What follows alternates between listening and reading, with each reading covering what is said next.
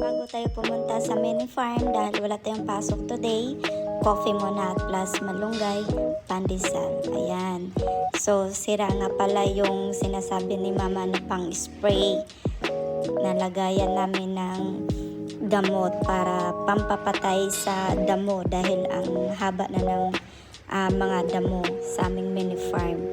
Kaso lang, yung pang spray na yan, ang tagal na pala niya na panahon. Buhay pa pala yung si Lolo, yung papa ni mama. At ayun, si Lola pala ang mag-aayos niya. Nagulat ako, akala ko lalaki ang mag-aayos. O diba, wala kayo sa Lola ko.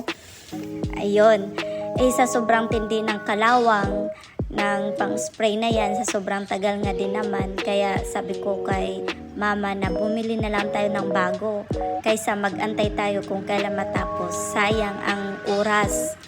At ayun, tinudo pa din ni Lola ng pagkutkot hanggang sa umalis na kami. Ayun na nga, ang mahal pala ng pang spray na yan. Pinakamura ang 1,600, kaya yun lang kaya ng budget namin. Ito pala yung pampapatay ng damo. Ayan, nilagyan na namin ng tubig.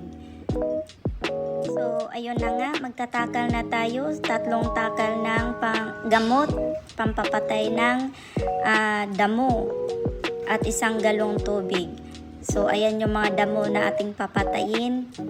Diba? Kaysa lagi kaming pupunta dyan, lagi magtatabas na kapagod. O diba? Patayin na lang.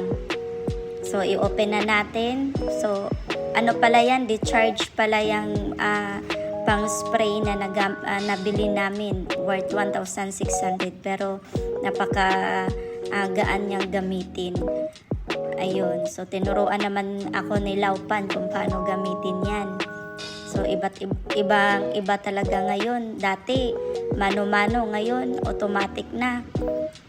O, sige, spray tayo. So may mga tanim pala kami dyang mangga, yung saging ko, at tumubo na din pala yung kamuting kahoy ko.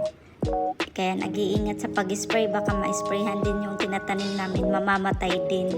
O, diba? Dyan lang din. Yan.